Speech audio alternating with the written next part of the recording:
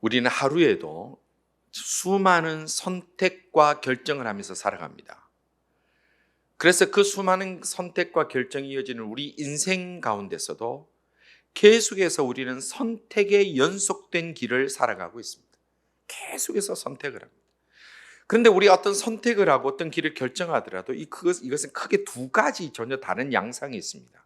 하나는 뭐냐면 취사 선택이라는 것이 있습니다. 또 다른 하나는 우선순위에 대한 선택이 있습니다. 취사 선택이라는 것은 뭐냐면 여러 가지 일들, 여러 가지 상황, 여러 가지 조건 가운데서 내가 하나를 선택하면 다른 건 다 버리는 겁니다. 그것을 우리가 취사 선택이라고 그럽니다. 대표적으로 결혼할 때 그렇습니다. 아무리 나를 좋다고 하는 사람들이 많이 있어도 여러분들 다 경험하셨지 않습니까? 나를 좋다고 하는 사람들 얼마나 많았습니까? 그런데 결혼하기로 한 사람이 결정하면 다른 사람은 다 끊어야 됩니다. 그것을 우리는 취사 선택이라고 합니다. 우리가 취업 원서를 냅니다. 여러 곳에서 합격증을 받지 않습니까? 또 받아야 되지 않습니까? 그러나 우리가 다 가지 못합니다. 한 군데밖에 못 갑니다. 다른 건 포기해야 됩니다. 그것이 취사 선택입니다. 우리가 살아가는 동안에 하나를 얻고 버려야 되는 것이 많습니다. 우리가 그리스도인입니다. 아멘. 그러면 그리스도인이면 그리스도인으로 살아가기 위해서는 세상의 즐거움과 세상의 성공과 세상의 유혹을 때로는 과감하게 버려야 되고 취사 선택해야 될 때가 있습니다. 그것이 우리에게 주어진 결정의 중요한 요소입니다. 또 하나, 오늘 여러분들은 참 좋고 중요한 취사 선택을 하셨습니다. 지금 이 시간 월드컵 결승전 후반전이 일어나고 있습니다. 특히 청년들 오늘 밑에서 셀폰 보는 순간에 바로 오해받습니다. 그러나 우리는 월드컵 결승전을 버리고 예배 드리러 온 복된 하나님의 사람들입니다. 이것이 우리가 얻고 버리는 겁니다. 또 다른 선택이 있죠. 그것은 바로 우선순위입니다. 이거는 내가 하나를 선택하고 다른 걸 버리는 게 아니에요. 이것도 선택하고 이것도 다 버리지 않지만 무엇이 가장 중요해서 순서를 정하는 선택. 이것이 우선순위라고 합니다. 공시험 치는 학생이 우선순위를 잘해야 되죠. 어느 시험 과목부터 공부를 해야 될까 잘 알아야 되는데 또 시험 공부를 하더라도 나올 거를 공부해야 되는데 꼭 보면 안 나올 것만 공부하는 애들이 있어요. 그건 참 안타깝죠. 이게 우선순위의 선택이라는 거예요. 어떤 일을 할 때 무엇을 먼저 하면 무엇을 뒤에 할 것인가, 이것은 중요한 겁니다. 젊은이들이 결혼합니다. 집을 먼저 사야 될지 좋은 차를 먼저 사야 될지 둘 다 중요하지만 무엇을 선택하느냐가 우선순위의 선택입니다. 저축하는 거 중요합니다. 돈을 모으는 거 그거 중요합니다. 그러나 11조를 먼저 하나님 앞에 드리고 저축하느냐 아니면 저축하고 나서 나중에 생각해 보자 하는 것은 둘 다 중요한 거지만 어느 것을 먼저 선택하느냐에 따라서 그 사람의 결과는 굉장히 달라지는 것이 우리의 선택의 상황입니다. 우리가 예수님을 믿고 살아가는 동안에 우리의 신앙생활이나 우리의 어떤 인생의 순간들이나 가정생활에서 이렇게 취사 선택과 우선순위는 굉장히 중요한데 이것이 만약에 뒤죽박죽되면 이것은 심각하게 돼요. 오늘 우리가 읽은 본문은 우리가 살아가는 동안에 우리의 선택에서 무엇이 우선되어야 되는가 하는 것에 대한 우선순위에 관한 말씀이 오늘 읽은 우리의 본문의 말씀입니다. 오늘 본문은 마리아라는 한 여인이 예루살렘을 향하여 가시는 예수님과 제자들을 불러서 자기 집으로 초청하는 이야기로 오늘 이 본문이 시작을 합니다. 본문 38절은 이렇게 말씀합니다. 그들이 길 갈 때에 예수께서 한 마을에 들어가심에 마르다라 이름하는 한 여자가 자기 집으로 영접하더라 그랬어요. 자, 이들이 길을 가는데 어느 길입니까? 예루살렘으로 가는 길이에요. 이미 예수님께서 이제 십자가에 달릴 때가 되어서 예루살렘으로 가시기로 마음에 굳게 결심하셨더라. 우리는 이미 그 말씀을 묵상했습니다. 그래서 예루살렘으로 가시는 길인데 이 마을이 어디냐? 요한복음 11장에 보면 이 마을을 베단이라고 그러는데 베단이가 예루살렘을 향해 가시는 그 길에 있는데 얼마가 떨어졌을까? 3km밖에 안 떨어졌어요. 여기서 3km 같은 별로 멀지 않잖아요. 그래서 굉장히 예루살렘에 가까워 있는 곳이 이 베단인데 여기서 3km밖에 떨어지지 않는 이곳에 이 마르다가 이제 예수님을 집으로 초청합니다. 예수님 저희 집으로 오십시오. 여러분들 이게 얼마나 귀한 일입니까? 얼마나 귀한 일입니까? 지금 이 당시 예수님은 팔레스타인 지역에 최고의 인기가 있는 분이에요. 그래서 우리가 말씀 묵상했지만 어떤 혈루병 결린 여인은 예수님의 옷자락이라도 만지고 싶어서 그래서 사람들 속에 파고 들어가서 예수님 옷자락이라도 만지고 싶어서 그렇게 애썼던 것이 이때 현실인데 그런 슈퍼스타를, 그런 분을, 이 마르다가 예수님을 초청했더니 예수님 그 집에 오시겠다는 거예요. 이게 보통 일이에요? 이 보통 일이냐? 이 보통 일이 아닌 거예요. 어마어마한 기회인 거예요. 엄청나게 좋은 일이에요. 이것은 너무나 행복한 거예요. 자, 마르다는 이 좋은 기회에 예수님을 잘 대접하고 싶은 거예요. 그런 마음 들겠죠.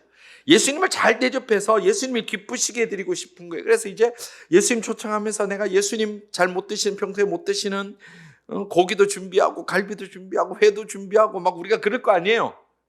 준비합니다. 정신이 없습니다.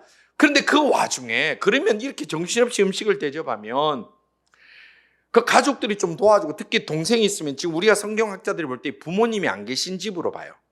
그래서 그 남매들만 있는 집으로 우리가 보는데, 이 동생이 좀 일 좀 도와주고 함께 해주면 되는데, 일은 정신이 없는데 동생이 어디 갔나 봤더니, 동생이 어디가 있습니까? 39절에 동생이 지금 어디가 있는지 밝혀주고 있습니다. 39절.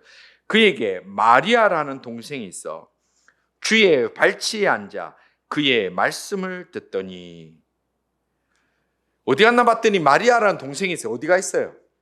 예수님 발 앞에 딱 앉아 있는 거예요. 원래 동생이 말 잘 들어요, 안 들어요? 말 잘 들어요, 안 들어요? 여동생 잘 들어요, 안 들어요? 잘 안 들어요. 요즘 뭐 그런 얘기 하더라고요. 뭐 여동생은 오빠의 생사만 확인한다, 뭐 그렇게 얘기를 하더라고요. 원래 잘 안 듣는데요.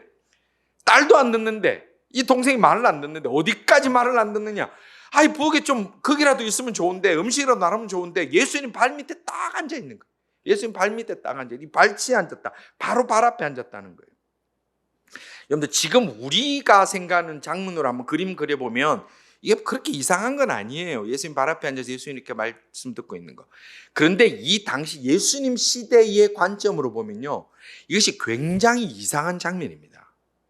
왜냐하면 첫째는, 이 예수님 당시에 랍비는 절대로 여자를 직접 가르치지 않습니다. 여자들이 교육받는 것은 집 안에서 아버지에게 교육을 받고, 행여나 랍비의 가르침을 듣고 싶으면 저 먼 발치에서 그렇게 듣지, 예수님 발 앞에 가장 가까이에서 랍비가 여자들을 가르치지 않습니다. 그것은 유대인들은 지금도 그렇습니다. 제가 유대인들 랍비에게 건너 물어봤더니, 지금도 뭐 유대인들 그 교파마다 조금 차이는 있습니다만은, 남자들만 모여서 예배를 드리고 여자나 어린아이들은 2층이나 저 바깥에서 그렇게 모여서 근처에 못 가게 돼 있는 곳이 절대다수라는 거예요. 그렇기 때문에 지금 랍비, 그 당시 이 지역의 가장 유명한 랍비 예수님 앞에, 그 바로 발 앞에서 말씀을 듣고 있는 마리아의 이 모습은 결코 지금 일반적인 상황도 아니고 정상적인 상황도 아니에요. 오히려 이 팔레스타인 지역의 문화는 손님이 왔을 때 그 손님을 융숭하게 대접하는 것이 아주 중요한 문화였어요. 여러분들, 창세기 15장에 보면 아브라함이 길을 가는 사람들을, 나그네들을 부지 중에 대접하는 장면이 나옵니다. 알고 봤더니 그 사람이 나중에 알고 봤더니 천사였어요. 그 장면이 나오는데, 그것이 왜 대접을 했느냐? 이 당시 문화, 그리고 지금 중동에 있는 문화, 여러분 혹시 뭐 단기 선교로 뭐 중동에 가보신 분들 아시겠습니다만은, 그 나라 문화 자체가 처음 보는 나그네를 집에 불러서 대접하면 자신들이 복 받는다라는 문화가 옛날부터 있었어요. 그래서 지금 이 여자들이 손님을 초대했다면 가장 중요한 일은 그 발 앞에서 말씀을 듣는 게 아니라 음식 대접하는, 융숭하게 대접해서, 심지어 어떤 제가 책에 보니까 한 3일간을 머물러도 융숭하게 대접하는 게 이들의 문화였다는 글도 있어요. 음식을 대접하는 것이 문화였고 중요한 일이었다라는 거예요. 그게 옳은 일이었다는 거예요. 그런데도 동생 마리아는 그 정신없고 바쁜 와중에 중요한 음식 대접하는 일은 아니고 예수님의 발 앞에 앉아서 말씀만 듣고 있을 때, 자, 우리가 이제 마르다가 되어 봅시다. 마르다가 그 장면을 보니까 마음이 어떨 것 같아요? 아, 우리 동생 참 믿음 좋구나, 그럴까요? 예, 우리 교인들은 그럴 것 같아요. 예. 여러분들이 한번 그 자리에 있다 생각해 보세요. 지금 정신이 없어요. 그런데 그렇게 있어요. 마르다 입장에는 어떨까요? 오늘 보니까 마르다가 굉장히 화가 났어요. 그리고 흥분을 해서 지금 뭔가 중량을 잊어버리고 있는 것을 우리는 본문을 통해서 알 수가 있습니다. 40절입니다. 마르다는 준비하는 일이 많아 마음이 분주한지라 예수께 나아가 이르되, 주여, 내 동생이 나 혼자 일하게 두는 것을 생각하지 아니하시나이까? 그를 명하사 나를 도와주라 하소서. 여러분들, 지금 마르다의 굉장히 흥분한 목소리가 들리지 않으세요? 귀를 한번 기울여 보세요. 지금 이 말씀은요, 마르다 굉장히 지금 흥분해 있는 상태예요. 지금 예수님을 초청한 사람이 누굽니까? 마리아인가요? 아니면 오늘 본문에 등장하지 않지만 오빠 나사로인가요? 지금 이 예수님을 초청한 사람 마르다예요. 그러니까 자기가 예수님을 초청했어요. 그러니까 마음이 굉장히 분주해요. 책임감이 있는 거예요. 아, 저분 내가 초청했으니까 잘해야지. 책임감이 큰 거예요. 그래서 이 사람이, 이 마르다가 마음이 분주한 것은 이해가 됩니까? 안 됩니까? 이해가 됩니다. 때로는요, 어디 초청받아 갔는데 나를 초청해 놓고 별로 마음이 안 분주하면 좀 섭섭할 때가 있어요. 제가 어떤 한 집이 제가 기억이 나는데 초청해서 몇 시까지 오세요 갔더니 전부 다 잠옷 입고 있는 거예요. 나 초청받아 갔는데. 그랬더니, 아, 목사님 오셨어요? 예. 그랬더니, 잠깐만요. 저 장 좀 보고 올게요. 나가요. 어디 가는데? 그랬더니, 목사님 뭐 음식 하나 해드릴게요. 그리고 수리밥 긁고 실실 나가요. 제가 그날 아마 죽는 날까지 그날을 못 잊어버릴 것 같아요. 너무 부담 없어도 굉장히 좀 마음이 안 좋더라고요. 근데 지금 이 마르다는 굉장히 부담을 가지고 있는 거예요. 더군다나 예수님 한 분만 오신 게 아니라 성경학자들은 제자들하고 많이 와서 어떤 분들은 20-30명은 됐을 거라고 봐요. 그런데 20-30명이 와가지고 식사 대접하는 게 쉽습니까? 요즘이면 뭐 하면 됩니까? 우버 이츠. 아, 좋은 제도죠. 그 다음에 테이크 아웃. 끝내주죠. 그러면 돼요. 근데 지금 이때는 모든 음식을 손으로 다 만들어야 될 때예요. 정신없어요. 그런데 하나 있는 동생은 예수님 앞에 와서 일도 안 도와주니까 이 사람이 짜증나는 건 별로, 이게 우리가 이 사람이 나쁘다 얘기 못 하는 거예요. 우리가 이 성경 본문을 우리가 이해할 때 마르다가 나쁘다라고 이해하는 경우가 많은데 그것이 아니, 마르다 나쁘다고 얘기할 수 없는 거예요. 여러분 한번 생각해 보십시오. 명절이 됐습니다. 한국에 옛날 계실 때. 첫째 며느리예요. 이제 명절 전에 며칠 전에 가가지고 막 전 부치고 음식 준비하고 집안 청소하고 다 해요. 근데 명절 당일날 오후쯤에 둘째 며느리가 예쁘게 화장해갖고 선물만 한 보따리 들어갖고 어머니 그러더라고요. 왜 그런 사람들 목소리가 다 그래 가는 몰라. 어머니 그러고서 선물을 어머니 앞에 드리면서 어머니 발 주물면서 따뜻한 데 앉아가지고 호하 깔깔거리고 첫째 며느리 뒤에서 음식 준비하고 있으면 너 마음이 어떨까요? 우리 성도들은 다 괜찮은 거라고 제가 생각하는데 우리 성도 외에는 전 세계에 거기서 기분 좋을 사람 한 사람도 없다고 제가 단언해요. 그 누가 기분 좋아요? 지금 바쁜데 그 어머니 발 주물면서 하오 깔깔거리고 있으면, 자, 여기서 또 중요한 얘기가 하나 있어요. 자, 그러면 그 첫째 며느리가 둘째 며느리만 미울까요? 같이 웃고 있는 시어머니도 미울까요? 예, 여러분들 입 밖으로 말씀하지 않았지만 속으로는 외쳤으리라고 믿습니다. 같이 웃고 있는 시어머니도 이거 별로 이쁘진 않는 거예요. 지금 마르다 마음이 딱 그랬어요. 그러니까 마르다가 뭐라고 그럽니까? 자, 이 본문 다시 보십시다. 40절에 뭐라고 합니까? 주여, 내 동생이 나 혼자 일하게 두는 것을 생각하지 아니하시나이까? 무슨 얘기예요? 예수님 생각이 없으세요? 이 분위기 안 보이십니까, 주님? 아니, 자기가 초청해 놔놓고 자기가 예수님 대접한다고, 자기가 바쁘다고 예수님 앞에, 주님 이게 안 보이십니까, 이거? 왜 애를 그대로 두고 있으면 얘 보고 나가서 도와주러 얘기를 해야 되지 않습니까? 라고 지금 누구에게 짜증내요? 첫째 며느리가 시어머니인데 짜증내듯이 마르다가 예수님 앞에 지금 짜증내고 있는 거예요. 여러분들 이 장면이 굉장히 중요한 장면입니다. 이 본문에서. 내용은 예수님 동생 보냈어요. 좀 도와주게 하세요라는 거지만 이 중요한 것은 뭐냐면 자기가 어렵게 모시는 예수님 앞에 예수님을 대접한다고 예수님이 안 도와준다고 예수님 앞에 지금 짜증내고 있다는 거예요. 이게 얼마나 어이없는 장면인지 모릅니다. 성도 여러분, 아무리 동기가, 아무리 첫 마음이 좋은 마음으로 시작했을지라도 마음이 바쁘고 분주해지고 급해지면 사람은 본질을 잊어버리기 쉽습니다. 여러분들 이걸 꼭 기억하셔야 됩니다. 또 그런 거 이미 경험 많이 하시잖아요. 처음에 동기는 굉장히 좋습니다. 굉장히 중요한 얘기고 굉장히 선한 동기를 시작하지만 나중에 바쁘고 짜증나는 일이 있으면 내가 이 일을 왜 하는지 잊어버릴 때가 얼마나 많은지 모릅니다. 여름에 가족들이 휴가를 갑니다. 야, 우리 좀 가서 쉬러 가자, 휴가 가자. 그래서 여름에 휴가를 가는데 차를 타고 가다가 짜증납니다. 그럼 뭐합니까? 아빠가 막 소리 지릅니다. 막 성질 나가지고. 그건 이미 본질을 잊어버린 거예요. 젊은이들 잘 들으세요. 통계를 보니까 신혼여행을 특별하게 하고 싶다고 신혼여행을 유럽으로 배낭여행 가는 친구들이 많아요.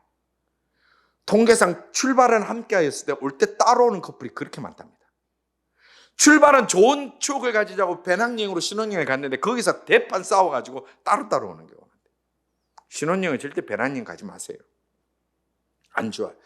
우리가 많은 경우에 신앙생활 할 때도 마찬가지입니다. 처음에는 좋은 마음으로 시작합니다. 처음에는 하나님 주시는 열정으로 시작합니다. 하나님 사랑하는 마음으로 시작합니다. 그런데 그 일이 분주하고 복잡하고 나를 도우는 이 없으면 나중에는 본질을 잊어버리고 오히려 그 주님 앞에 짜증내는 경우가 우리에게 의외로 많이 있다는 겁니다. 마르다는 지금 예수님을 집으로 영접한 본질을 잊어버리고 평강을 잊어버리고 짜증과 원망으로 예수님 앞에 폭발해버린 거예요. 여러분들 실제로 그런 일이 흔합니다. 어머니 팔순잔치, 아버지 구순잔치 준비하면서 어머니, 아버지 앉아 계시는데 그 앞에 형제들 막 싸워요. 여러분들 그런 것도 보신 적 있으시잖아요. 그거 뭐하는? 아빠 생일 선물 사러 가서 쇼핑하러 갔다가 아빠가 빨리 안 그러다고 막 성질내요. 우리가 이렇게 본질을 잃어버리고 살아가는 것이 얼마나 많은지 모릅니다. 왜냐하면 부모님은 잔치상 거하게 차려놓고 그 앞에 형제들 싸우는 거 그거 딱 보기씩 그거는 아예 잔치상 안 차리면 좋잖아요. 부모님 그러시지 않아요? 그래 너끼리 싸우더라 나는 오늘 맛있는 거 먹어보자. 그래 싸워라 나는 먹자. 이런 부모님 계세요? 아무도 없잖아요. 우리 주님이 하나님을 잘 섬기겠다고 예배 잘 드리겠다고 교회를 잘 세우겠다고 그렇게 싸우는 사람 보면서 그래 너희들 참 싸움에 마음이 좋구나 동기가 좋구나 그래서 주님이 기뻐하시는 교회가 있을까요? 그 자체는 이미 다 틀린 거예요. 지금 예수님이 그 마음을 우리들에게 말씀해 주고 계십니다. 41절과 42절의 말씀입니다. 주께서 대답하여 이르시되 마르다야 마르다야 네가 많은 일로 염려하고 근심하나 몇 가지만 하든지 혹은 한 가지만이라도 족하니라. 마리아는 이 좋은 편을 택하였으니 빼앗기지 아니하리라 하시니라. 아멘. 주님은 뭐라고 말씀하십니까? 지금 주님이 마르다를 부르는데 지금 아주 특이하게 부르세요. 어떻게 부르십니까? 이름을 2번 부르세요. 마르다야 마르다야. 성경에 예수님께서 이름을 2번 부르시는 경우가 많지는 않는데 누가복음 22장에 보면 시몬아 시몬아, 그리고 사도행전 9장에 보면 하나님께서 그 예수님을 믿는 자를 핍박하러 가는 그 사울을 향하여 사울아 사울아, 이 2번 부르시는 것을 중요한 메시지를 주실 때 그래요. 부모님들 아이들 이름 부르실 때 2번 부를 때는 뭔가 조금 중요한 메시지가 있을 때 2번 부르세요. 지금 예수님이 이 흥분해서 주님 지금 이거 안 보이십니까? 마리아 좀 도와줘라 얘기 좀 하세요. 흥분해 있을 때 주님이 마르다야 마르다야 마르다야 좀 내 말 들어봐 마르다야 이렇게 부르시면서 주신 말씀이 뭐냐면 몇 가지만 하든지 혹은 한 가지만이라도 족하니라. 이게 부모님들 마음도 똑같잖아요. 자녀들이 무슨 잔치를 하자 누구를 초청하자 가지고 자녀들끼리 막 싸워요. 이번 우리 아버지 80인데 이 사람도 초청하고 저 사람도 초청하자 막 싸워요. 부모님이 아유 참 효도 잘하려고 저래 싸우는 거 생각됩니까? 필요 없다. 그냥 라면 한 그릇 끓여 먹더라도 좀 그냥 잘 좀 지내자. 그게 부모 마음하고 똑같은 주님이 말씀하시는 거예요. 이것저것 몇 가지 하는 거 그거 말고 한 가지만이라도 괜찮다. 그냥 너 많이 준비하려고 그렇게 애쓰고 짜증내지 말고 하나만이라도 족하니라. 여러분들 우리 중요한 말씀입니다. 가정에서 이거 해야 됩니다. 저거 해야 됩니다. 제가 여러 번 말씀드리지만요. 답 없는 싸움이 뭐냐면 맞는 말과 맞는 말이 싸우면 답이 없어요. 답이 없어요. 이것도 해야 되고 저것도 해야 되고 당연하죠. 지금 음식 준비하는 거 맞는 얘기예요. 잘하는 거예요. 여러분들 이거 마리아 음식 준비하는 거 잘못됐다는 거 아니에요. 어릴 때 주일학교에서 그렇게 가르치는 경우도 있었는데 아니에요. 음식 준비하는 것도 중요한 거예요. 예수님이 지금 마리다가 수고하는 거 부정하는 거는 잘못됐다는 거 아닙니다. 그러나 이 음식 준비하는 거 버려라. 취사 선택의 문제가 아니라 이것도 중요하지만 더 중요한 것이 있지 않느냐. 음식은 하나만 있으면 어떻니? 그냥 라면 한 그릇이면 어떻니? 그냥 간단하게 하나 시켜 먹으면 어떻니? 왜 이것 때문에 중요한 본질을 잊어버리고 있느냐? 주님이 그렇게 말씀하고 계시는 거예요. 오늘 우리가 이 땅을 살아갈 때 가정생활이나 신앙생활이나 우리 직장생활에서 중요한 본질을 잃어버리고 그 본질을 향하여 오히려 우리가 스스로 망가뜨리는 일들이 얼마나 많은지 모릅니다. 그러면서 나는 이것이 옳은 일이라고 생각해요. 마르다도 옳은 일을 했어요. 그러나 그 옳은 일이라고 해서 모두가 옳은 것이 아니라, 모든 것이 가나 모든 게 다 유익하고 덕이 되는 것이 아니라 그것의 순서를 잘 정하는 것이 중요하다는 거예요. 지금 예수님의 말씀의 핵심은 취사 선택으로 자 음식 필요 없어 말씀만 들어가 아니라 우선순위 문제예요. 무엇이 더 중요한지를 알기를 원한다. 지 마리아는 더 좋은 것, 더 중요한 것을 선택했다라고 주님이 말씀하고 계신 거예요. 예전에 제가 한국에서 사역할 때 좀 당황했던 게 뭐냐면, 뭐 우리 교회도 이제 음식을 많이 하지만 한국 교회는 또 음식을 다 풍성하게 하지 않습니까? 이제 예배 후에 음식을 먹어야 되는데 교인들이, 몇몇 집사님 권사님들이 예배 시간에 안 올라오는 거예요. 그래서 제가 나중에 부엌 내려가서 물어봤어요. 예배 시간 왜 안 오셨어요? 아유, 목사님 지금 오늘 막 국거리 하고 이게 반찬이 안 돼가지고 얼마나 많은지 몰라요. 그래 나중에, 아니 근데 그럼 예배 시간 내내 음식 준비했어요? 아니요, 뭐 했는데 중간에 올라가기 못해서 막 우리끼리 앉아 얘기 좀 하고 있었어요. 음식 준비 음식 준비한 게 잘못됐다는 게 아니라 우선순위가 잘못됐다라는 거예요. 차라리 예배 끝나고 음식이 조금 안 됐으니까 성도여러분 좀 기다려 주십시오. 그게 훨씬 나은 거예요.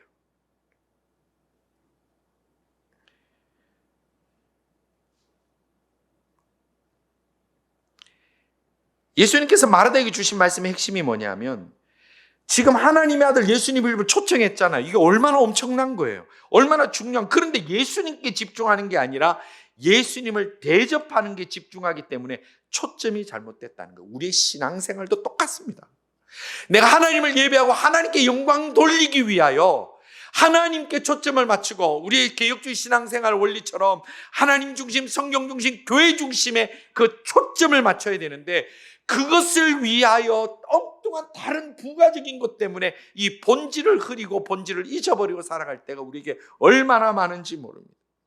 열심은 있는데 무엇이 하나님의 뜻인지 모를 때에 거기에서 문제가 생기는 거예요. 로마서 10장 2절은 이렇게 말씀합니다. 내가 증언하노니 그들이 하나님께 열심히 있으나 올바른 지식을 따른 것이 아니니라고 했어요. 열심은 있는데 하나님이 무엇을 원하는지 모르는 거예요. 열심은 있는데 하나님의 말씀, 성경을 몰라요. 그것은 정말로 위험해요. 정말로 위험해요. 여러분들 열심히 있다고 다 좋은 게, 열심히 있어도요 정확한 방향이 있어야 돼요.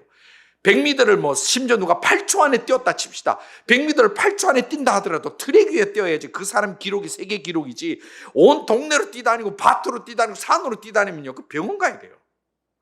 얼마나 잘 뛰느냐가 중요한 게 아니고 얼마나 열심히 뛰느냐가 중요한 게 아니라 얼마나 정확하게 바르게 뛰느냐가 더 중요하다는 거예요. 예수님이 지금 그것을 말씀하고 있는 거예요.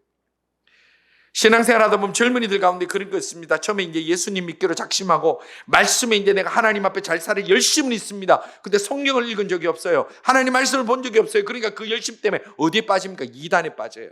제 친구 중에도 그런 친구가 있어요. 저를 위해서 몇 년간 금식하면서 저보고 진리의 길로 오래요. 그 친구가 구원파로 갔어요. 저보고 구원파로 와야 된다는 거예요. 금식하며 기도하는데 내가 하지 말라고 해도 그냥 밥 먹으라고 해도 자기는 해야 되겠대요. 그 친구가 빠진 계기가 뭐냐면, 제대하고 나서 이제 예수님 잘 믿고 싶은데 성경은 본 적이 없고 성경 공부는 하고 싶은데 어디 있는가 찾아봤더니 무료 성경 공부해서 찾아가서 거기서 열심히 해가지고 지금 핵심 멤버로 일하고 있어요. 핵심 멤버로 일하고 있어요. 열심은 있는데 바로 배우지 못하면 이단이 돼요. 열심은 있는데 하나님의 말씀, 하나님 뜻을 모르면요 그 사람이 시한폭탄이에요.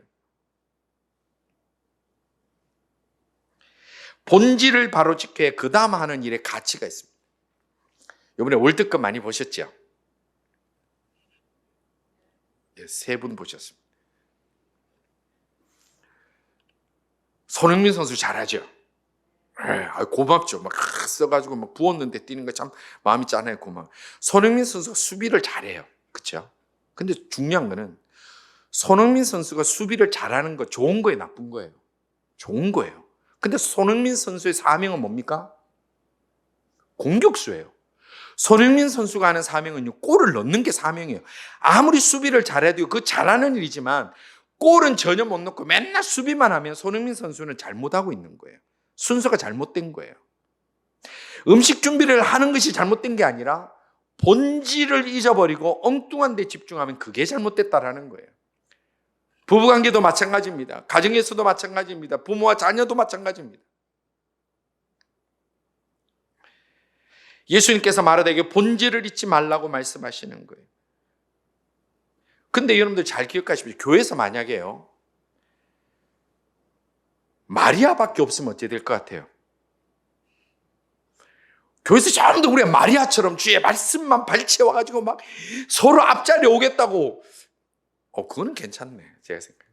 서로 앞자리에 오겠다고 막 예배 15분 전에 돌아라는데 막 45분 전에 돌아가지고 앞자리 모자라니까 요 앞에 앉아있고, 아이고, 말하면서도 이게 아니라 해야 되는데 기분은 좋네요.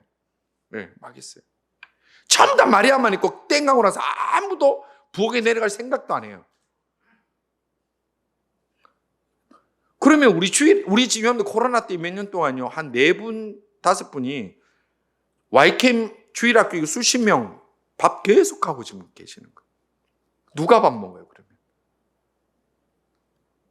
또 반대로 마르다만 있으면 전부 다 뒤에 앉아가지고 부엌만 왔다 갔다 부엌만 왔다 갔다. 맨날 교회는 왜 늦었어요? 그러니까 집에서 음식 해가지고 온다고 막. 오늘 떡 해가지고 왔어요. 떡에 온다고 오늘 예배 늦었습니다. 그것도 곤란해요. 균형이 있어야 돼요.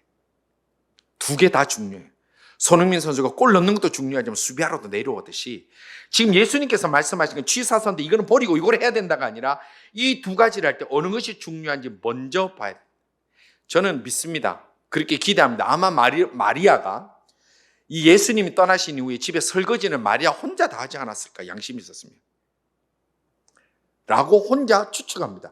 이건 성경에 없는 얘기이기 때문에 저는 혼자 만약에 마리아가 설거지도 안 하고 또 방에 앉아서 있었으면 이거는 예수님 말씀 듣고 싶어서 발 앞에 간 게 아니라 일하기 싫어서 도망가 있는 거예요. 그런데 교회 나온 젊은 분들 중에요, 하나님을 믿고 싶어서 온 사람도 있지만 옛날에 제사 지내기 싫어서 온 첫째 며느리 많은 거 여러분 아시잖아요. 교회에 왜 나옵니까? 물었더니 제사 지내기 싫어서. 진짜로 많았어요. 지금 예수님께서 말씀하신 게 뭐냐면 본질을 지키라는 거예요. 그리고 중요한 것이 무엇인지 알아라는 거예요. 지금 마리아와 마르다의 모습을 통해서 이분법적으로 이건 버리고 하라는 게 아니라 이 둘이 다 필요하다. 균형을 맞춰라는 겁니다. 예수님께서 이 마르다를 미워하셨을까? 우리 요한복음 11장에 보면 이 오빠 나사로가 죽었다가 살아나는 장면이 나옵니다. 그때 예수님께서 그들에게 뭐라고 말씀하시냐? 그때 중요한 천국 복음 영생에 관한 귀한 말씀을 누구에게 주시냐면 마리아가 아니라 바로 마르다에게 주십니다. 내가 곧 부활이요 생명이 나로 말미암아 그 아버지께로 갈 자가 없느니라. 무릇 살아서 나를 믿는 자는 영원히 죽지 아니하리니. 그 말씀이 마르다에게 주신 말씀이라고 요한복음 11장에 우리는 볼 수가 있습니다. 지금 예수님이 마르다를 야단치거나 잘못됐다는 게 아니라 사랑하는 것으로 말씀하시는 거예요. 성도 여러분, 오늘 우리들이 말씀에 대한 열정과 섬김 그리고 헌신의 수고가 잘 균형을 맞았으면 좋겠어요. 그래서 어떤 분은 나는 마리아만 될래, 그것도 문제가 있고, 나는 맨날 마르다만 살아, 그것도 아니에요. 우리가 이 두 개를 잘 균형을 맞춰서 우리가 신앙생활에 그리고 우리 일생 삶 속에서 최우선 순위가 무엇인지 잘 정하고 우리의 우선순위가 하나님 중심, 성경 중심, 교회 중심이 되어서 우리가 나아갈 때에 우리 마음의 이 열정이 아름답게 주님 앞에 올려드리고 영광이 되고, 특별히 예배드리는 이 시간이 우리 인생의 가장 중요한 가치의 우선순위가 되어서 어떤 것과도 바꾸지 아니하는 하나님의 예배자로 살아가는 아름다운 하나님의 백성들 다 될 수 있기를 주님의 이름으로 축원합니다. 우리가 그 순서를 잘 깨달아서 하나님이 나를 사용하시고자 할 때 아름답게 넉넉하게 아낌없이 사용되어서 조지 휘필드가 하나님 앞에 소원하면서 올려드렸던 말씀처럼 주여 저는 녹슬어 없어지기 전에 닳아 없어지기를 원합니다라는 그 고백이 오늘 우리 모든 성도들에게 다 함께 고백되어지기를 주님의 이름으로 축원합니다. 기도드리겠습니다. 아버지 하나님, 하나는 보고 둘은 보지 못하는 저희들을 말씀을 통해 하나님의 마음을 먼저 알라고 말씀하여 주신 것을 감사합니다. 나만 옳다, 내가 가는 길 옳다 저희들 흥분하지 않게 하시고 모든 일의 균형 가운데 주님 앞에 예배하며 말씀 가운데 배우며 나가는 것을 우선순위 삼아 하나님이 기뻐하시고 아름답게 사용하실 만한 인생으로 나아가는 저희들 다 되게 하여 주옵소서. 하나님이 교회, 저희 교회가 하나님 손에 온전히 들림받는 아름답게 쓰이는 도구가 되기를 원하고 저희들의 가정이 하나님 앞에 쓰임받는 아름다운 가정 되기를 원하고 저희들의 인생이 주님 앞에 쓰임받는 아름다운 인생 되기를 원하오니 주여 저희들을 붙들어 주시옵소서. 아버지 하나님, 이 한 주를 살아갑니다. 저희들 죄짓지 않게 하시고 우선순위를 잘 선택하고 그리고 버릴 것은 잘 버려서 하나님 보시기에 부끄러움이 없는 또 한 주 보내게 하시며 이 해의 마지막을 잘 마무리할 수 있는 저희들 다 되도록 주님이여 동행하여 주옵소서. 이 시간에도 치유받기를 원하고 낫기를 원하고 다벗기를 원하고 길을 보기 원하는 모든 주의 백성들에게 은혜 위에 은혜 다하여 주시기를 간절히 원하고 마리아에게 복을 주옵소서, 마르다에게 복을 주옵소서. 예수님 이름으로 기도드리옵나이다. 아멘.